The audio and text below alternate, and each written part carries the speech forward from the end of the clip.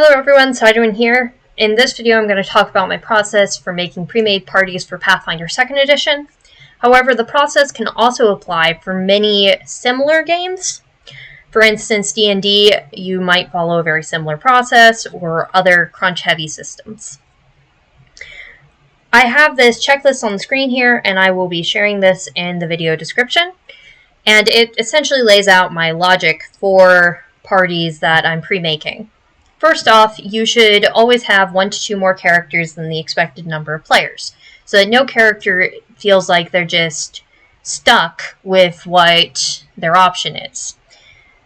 An example would be if you have a group of 5 premades and 5 people, the last person to pick might feel like, well, there's only this one left, so I'm stuck with it.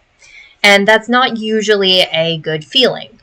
I like to do 2 more than the expected number of players because it gives at least 3 options to that last person, or if you somehow end up with an extra player, you have 1 more. And I've had that happen to me in the past. Then, afterwards, I try to cover all the party roles with at least 2 characters, so that for anyone playing a certain party role, they don't feel forced into a singular character. So in the case of Pathfinder, that's 2 single target damage dealer options, 2 support options, and 2 tanks. Usually for these, I choose 1 simple option and 1 somewhat more complex option. However, for some roles, I might just go with the simple option all around. And I usually also lean upon core options. You'll note that if you follow that layout and have a total of 4 players, then you'll have the number already. This latter part is if the player number is greater than 4, you want to add an extra single target damage dealer. Because in Pathfinder, the most likely role to double up on is that one. Then, you might also consider adding an area of effect damage dealer and or a skill monkey type character. However, these frequently overlap with support, so you don't always have to specifically budget for them per se. It's just you might want to consider having 1 character more on that side. Then, if relevant, I like to include at least 2 classic fantasy characters. Think an elf, a dwarf, a human, a halfling, etc. And with the party I'm going to be building, you'll notice I'm doing that pretty specifically. The reason I said if relevant is if you're running in a setting that doesn't have any of these, then, well, you can't really do that. But the reason I do it is if you have new players, then they're going to be looking for a cultural touchstone. And some of the most common ones today are Lord of the Rings, of course, since a lot of people have seen those movies. And anime can also be one, but you never really know what's going to be in a specific anime, so you can't guess as easily. Whereas the classic fantasy, most people have heard of them, and it's something to have that's normal. And people like me, I usually play humans or halflings, and I sometimes play an elf or a dwarf. But generally, the reason why we do that is because we're more focused on role-playing, and we're not wanting something that's very far outside of our experience, because it can feel harder to role-play. And if you really want to focus on the role-play side of it, a lot of people lean away from doing more crazy concepts like a Konrasu. And then the last thing I frequently try to include is melee and range single target damage dealer options. Normally, I focus on this if the party size is expected to be greater than 4, because in the initial scenario, where you have 6 total characters, 2 of each type, then you might want to include 2 melee damage dealers, because you want to have that second melee party member for the tank. However, as the party gets larger, many people prefer ranged options, because in a lot of ways they're simpler, there's less movement and less actions you can take. So I like to provide both options. Now at this point, I'm going to go over to Path Builder 2e. You will note there's Star Builder 2e as well, but I'm avoiding that. And then I'm going to start off by assuming the party size is 5 people, meaning that I'm going to put together 7 characters at level 1. So I'm just going to go through and create the 7 characters, and then I'll start building each one. And in this case, since I have more than 4 players, I'm going to have 1 ranged damage dealer, 2 melee damage dealers, 2 support characters, one of which I'm going to try and include some area of effect damage options, and then 2 tanky characters. And I don't always lean as heavily into the tank, but I usually try to give 2 separate ones because the champion's flavor is very restrictive. And a lot of people don't really like being forced into playing champion if they're doing a tank. So I'm going to start with the tanks because they are the most restricted number of options. And this is for a specific setting I'm working on that there are no humans. And the most common ancestries are dwarf, gnome, goblin, orc, and then some weirder ones. There's kobolds as well and rat folk, but I'm going to make the majority of the party dwarves, gnomes, and I'll probably toss in a goblin and a kobold. I'm probably also going to include 1 or 2 orcs, and most likely one of the tanks will be an orc, the other one will be a dwarf, because that's a very easy touch point for players to latch onto. And I'm also going to be leaning towards core-only classes, because I'm not personally familiar with the Guardian and Commander, and I know the roles of the ones in the core a bit better. So for the first tank option, I am going to do a champion who is a dwarf.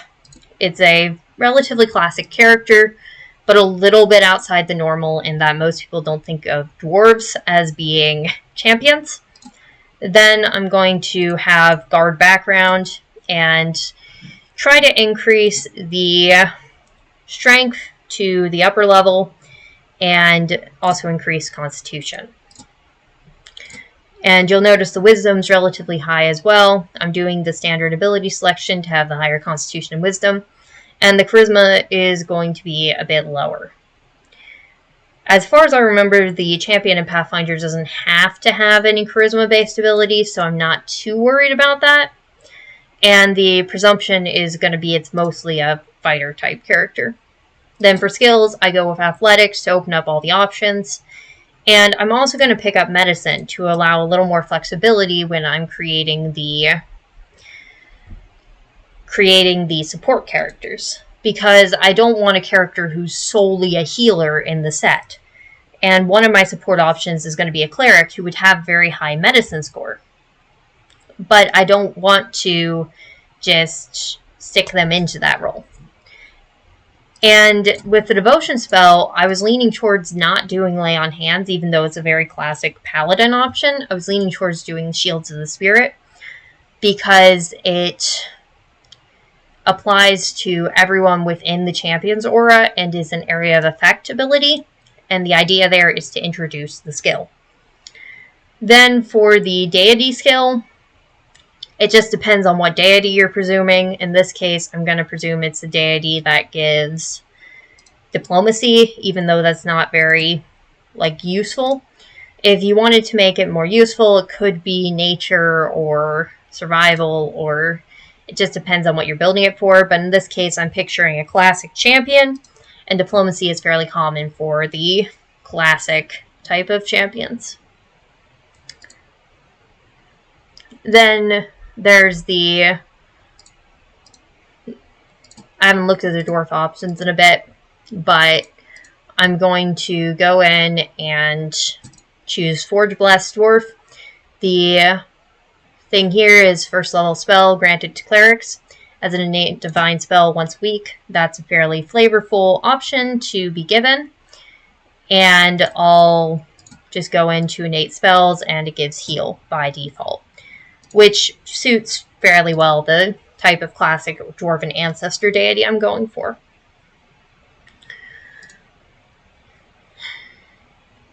And then this entire campaign setting is underground, so I'm not going to go with any surface dwarf type abilities, and Unburdened Iron is fairly good for a champion because it basically means that you don't take the penalty for wearing heavy armor, even if you're slowed or encumbered.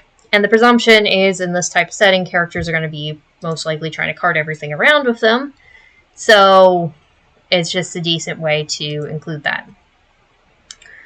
Then I'm going to give the ability Defensive Advance, basically raise shield, stride, and can strike if you're in melee range. This is a fairly simple ability which can introduce action compression to a new player. Then for cause, I'm going to go with the most classic one, which is probably Grander. However, you might go for Justice Cause depending on what type of paladin it is. It's just this is the most classic, basically your classic paladin. So it's fairly easy to understand. And then I'm going to do Shields of the Spirit. For weapons, since this is a dwarf, I'm going to just find the standard battle axe, which is a one-handed weapon. Then have a steel shield because you don't want things getting burnt. And for the... I'll grab the Adventurers Pack just so it's there. And for the armor, you're just going to get the heaviest armor that can be afforded. Which I don't think... Yeah, can't afford any heavy armor, but you can get a heavy medium armor with the remaining money. So that is Chainmail. At this point, there's 18 AC. Raise your shield, you get 20 AC. And they can support all their allies by granting them a status bonus with their spell, heal them with heal, and have access to medicine skill. This is a classic tank type character, which means it's a fairly good introduction. For the second tank type character, I'm going to go in the opposite direction a bit. I'm not going to do another dwarf, because I already have the one dwarf character. So at that point, I need to select from the other set of character options that are available. And in general, for a tank, you want a bigger one. Or, well, you can have, like, if you're in the mood to be funny, I could go with a kobold or a gnome, which I most likely will just because of the setting.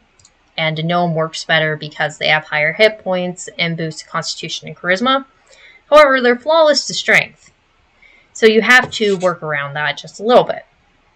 And I'm actually going to do that by going with the monk class and build a dex-based monk. So introducing the unarmored tank is a very good idea when you're introducing Pathfinder for the first time, because a lot of people think of monks as not being able to defend themselves or take a hit. So it kind of just goes against the expectation. And to keep going along with this route of introducing stuff, again, you want to go with more common backgrounds. And in this case, I'm going to choose Herbalist. So that gives Constitution and then increased Dexterity. Class boost will be to Dexterity. So you have high Dexterity. You still want some Strength. So you might want to look for one that can give Strength here. Hunter will work because it lets me swap this to Dex and this to Strength. So basically, I'm trying to work around that one ability score penalty. You could also choose to do standard ability selection and have Strength and Dex increase like that. I usually do not, but in this case, again, it's a pre-made, so you might want to introduce as many things as possible. Then the obvious skills to have are Acrobatics and Athletics, so that they can influence things in melee. And then since this is a monk, I'm also going to pick up Stealth so that you can sneak ahead. And pick up Diplomacy, again, just talk it out. The idea here is that the champion and the monk both have a bit of charisma, but not a lot. They're not meant to be that type of character. Then I'm going to go with Vivacious Gnome. You gain negative resistance equal to half level, and the Doom condition affects you a little bit less. So that's useful, because if a tank goes down, which in a new player party that'll likely happen, then it gives you a little bit more of a resistance to things going very, very badly. Then I'll do the life-giving magic, just you can give a little bit of health to guard yourself. And then I'm not actually super familiar with the monk class. However, the AC is already pretty high. So, yeah. I think Crane Stance is most likely the most appropriate one because +1 circumstance bonus to AC.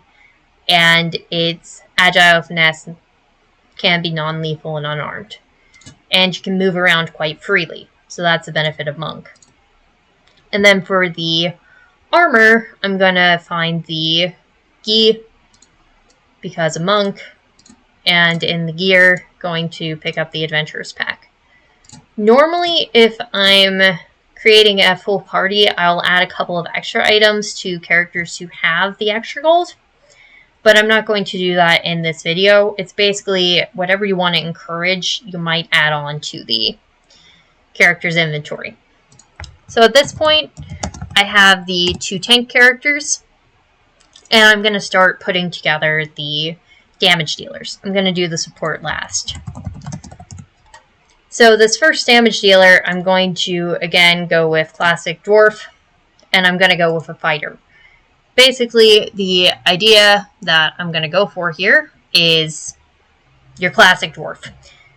Giant axe that they swing around to smack people, or a giant maul, depending on which weapon looks better for statistics. So, heavy armor, 2-handed weapon, smack people around. I'm going to do gladiator background because of the strength bonus. Then for a secondary thing, is I'm going to override the ability selection and go for secondary and charisma. So the idea here is that the secondary and charisma will allow the option to intimidate. Then for class skill, it's going to be athletics, and I'm going to get diplomacy, intimidation. This is going to be a face type character, and also going to pick up medicine so that they can treat wounds as needed. Then for heritage, I'm going to go with Oathkeeper Dwarf. That's basically, you can convince people you're telling the truth, and you can tell when others are lying. But you can't lie very well. Considering I didn't take deception, that's probably not a huge deal.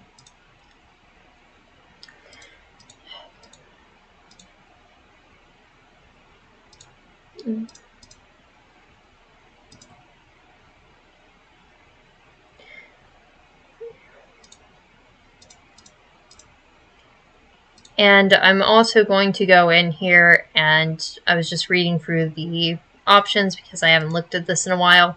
And I'm going to do the Dwarven Dowdiness so that if there is a frightened condition, it'll reduce more. Basically just making it easier in some ways. Then I'm going to go down to sudden charge, and again, action compression teaching. You run it forward twice, and then you can smack if you end within range. Basically, my goal with this and the tank character is to introduce action compression. Then for the weapon, I'm going to look for a 2-handed weapon. That's one-handed. Usually, when I'm doing this, I have Archives of Nethys open. Okay, I'll do them all, because, like I said, I wasn't sure which one. But it is a big weapon that can be used to shove enemies, so basically just shove them around. Hopefully this will encourage the player to experiment with moving enemies around. Then again, chainmail to have the armor, and I can't do a shield because they're using a 2-handed weapon. And again, Adventurers Pack, and there's a bit of extra money, so you might use it to cover certain things. But the way this character works is as a classic damage dealer fighter. Then, for the person who doesn't really want a complicated character at all, I'm going to create a Goblin Ranger, who's basically just going to be the Flurry Ranger. It's a very simple character to play. and I'm going to go with Bounty Hunter. Strength, and here I'll go with Dexterity to give a little more mobility. I'll leave the Wisdom low because flavor-wise, a lot of people like that, and have the extra Charisma again. Or you might go with Intelligence, it just depends. But in this case, I wanted to slightly... The Charisma's increased. I'll do the Intelligence to get one more skill. So this character can double up as a Skill Monkey. And again, I'm going to grab the Athletic skill and Acrobatics, because this is a character that runs around some fight and melee. Then Stealth, Thievery, and it already has Survival.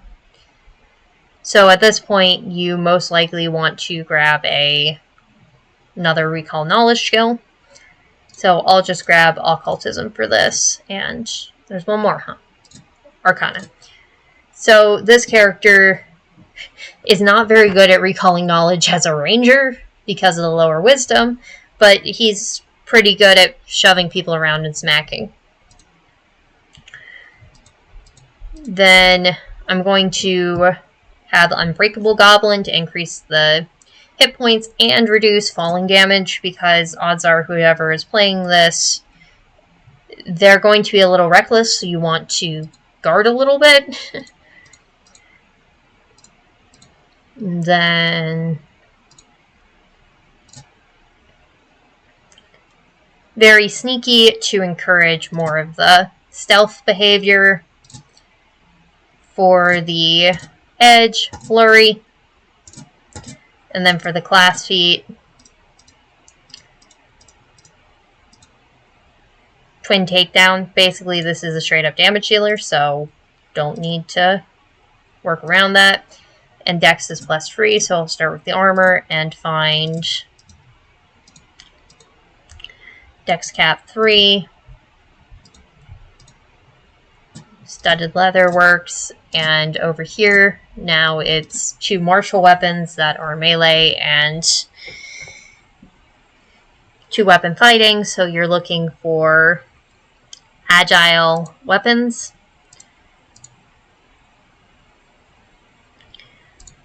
Agile weapons that are common usually. So yeah, I'm gonna just go to Archives of Nethys to... Didn't mean to search for sleep apnea machines. I knew what I was looking for. Might take a minute to load, but I'll come back over there in a minute and filter for agile weapons that give other traits. So weapons, base equipment, go in here, traits, agile, weapons, martial, melee, hands 1. So then all the options are displayed. And I think I'll go with a Dog Slicer, because that's a goblin weapon. And I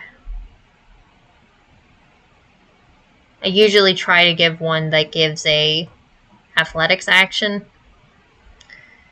basically to encourage use of it like that. So a comma would be good to encourage that behavior. So I'll do that. I'll do the comma and the Dog Slicer.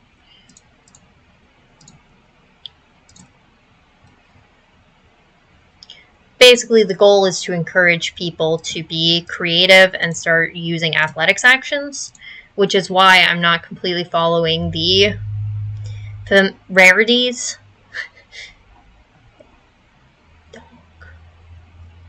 I'm focused on encouraging behavior.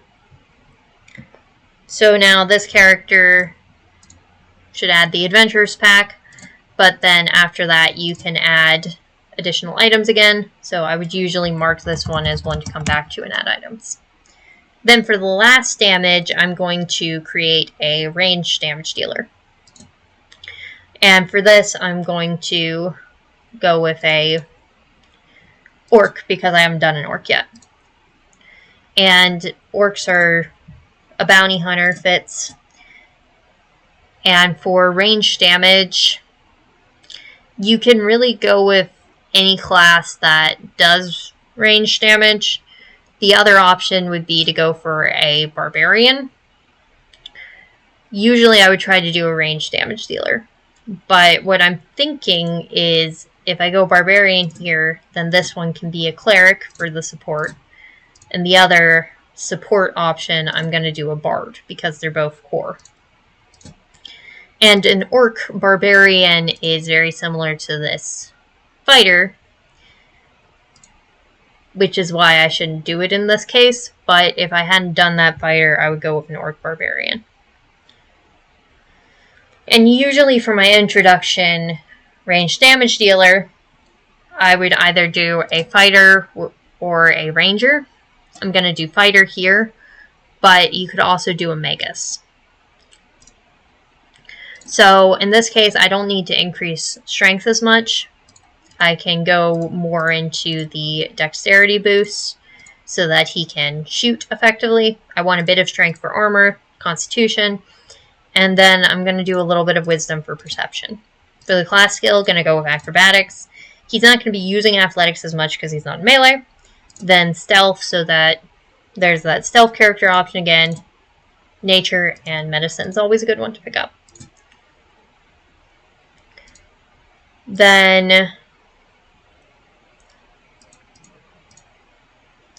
Hold Scarred Orc gives Die Hard Feet and additional hit points. If I was doing the Barbarian, that's what I'd do. As it is, I'm going to do Deep Orc for flavor reasons. For the Ancestry Feat,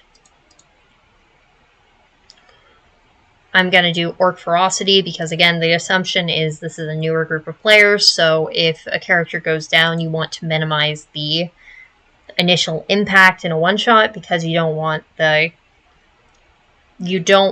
it to ruin stuff. I think it should... yeah. And then I'll go with Point Blank Stance because the assumption is you're going to be trying to get somewhat close. And then Underground Terrain Expertise. Then for weapons, you're going to want to choose something that isn't too penalizing. Usually I would go with a composite longbow, but you can't get a composite at level 1 due to the cost. You could get a composite short bow, which, yeah, but that would take all the money. So in this case, just a longbow is probably enough.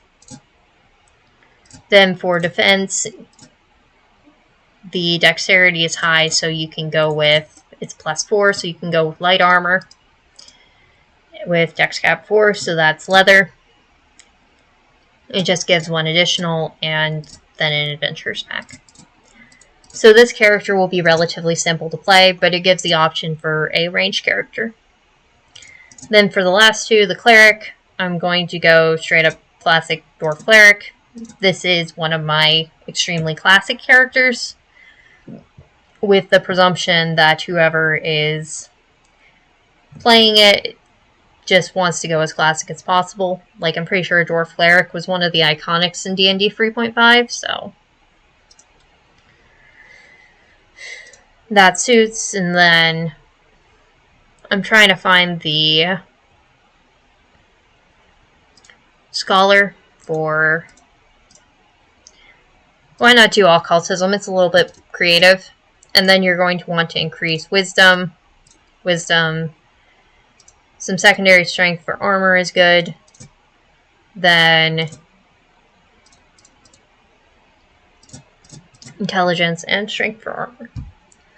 So this character is going to be a bit of recall knowledge.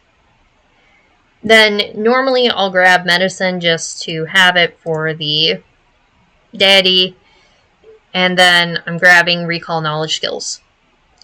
So the idea here is that the character will be recalling knowledge as needed. And he can cover all of them with Arcana, Nature, Religion, and Society.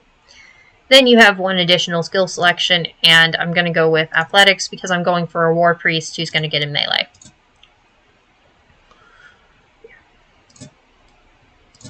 And for the deity's favorite weapon, it's going to be a Battle Axe because Dwarf. I don't actually have a specific deity with these ones, but I'm really just going for somewhat stereotypical. Then a Rock Dwarf, additional bonus against getting shoved or tripped is useful enough.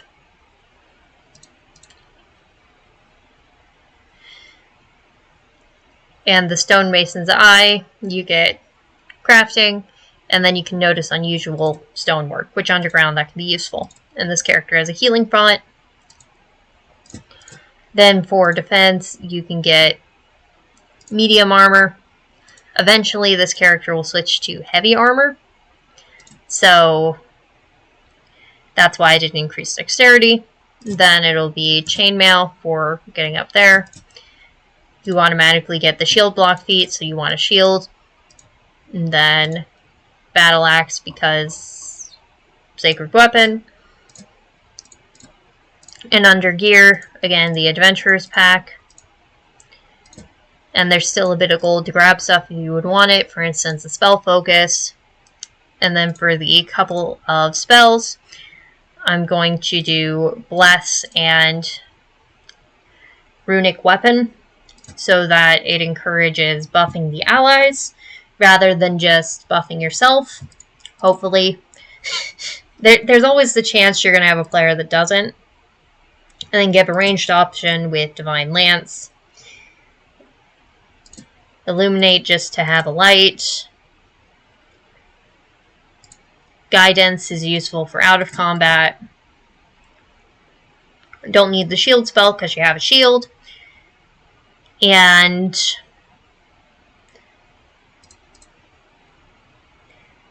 Vitality Lash gives another option. And then the last one, you can really just grab whatever. I don't have specific opinions on the spells. The font spells are the most important thing to teach with Cleric. Then for the last one, I was going to do a Goblin Bard. If you wanted to give an AoE damage option with this, I would usually go for a Kineticist, and I'll likely just build that character to show what I mean. But the idea here is Goblin Bard, former Barkeep. Pretty simple to understand what they're going to do. And increase Dex, Constitution, Charisma, and again, leave the Wisdom a little low. And with the Intelligence, Charisma needs to be at max. You don't really need just having enough strength to wear armor. It's probably good. Then you have access to going with Maestro, so Lingering Composition. And I'll want to pick up Deception and Intimidation to further use that high Charisma. And depending on choices, I'll either go Acrobatics or Thievery. And I usually lean towards doing Thievery for... Hey, I get both. Okay. I usually lean towards giving Thievery for Bard characters because it... Essentially, the idea is sleight of hand performance.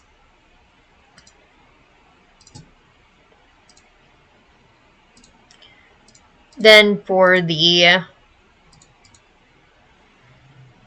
Goblin Ancestry, Iron Gut suits with the Barkeep.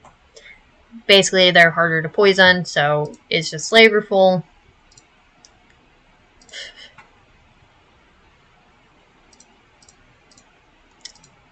And then I'll also do Goblin Song, so this is basically just supports his buddy's character.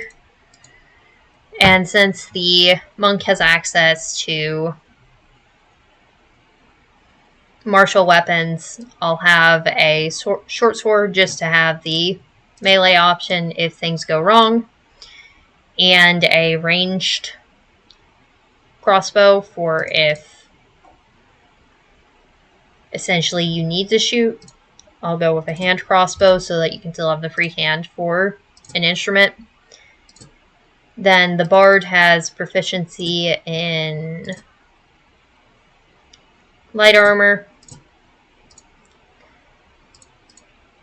and the dex is +2, so you're looking for one with a lower dex cap, which studded leather works.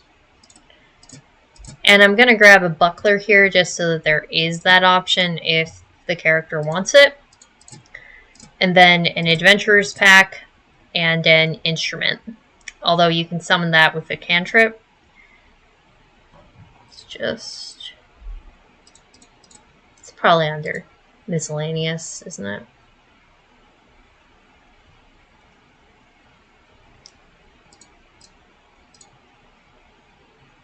I don't actually know where the instrument is. It's just somewhere.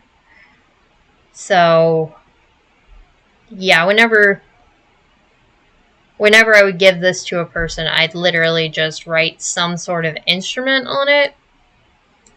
I usually default to writing some kind of flute, but you can technically do anything. Then the muse spell is Thuv, giving the healing option.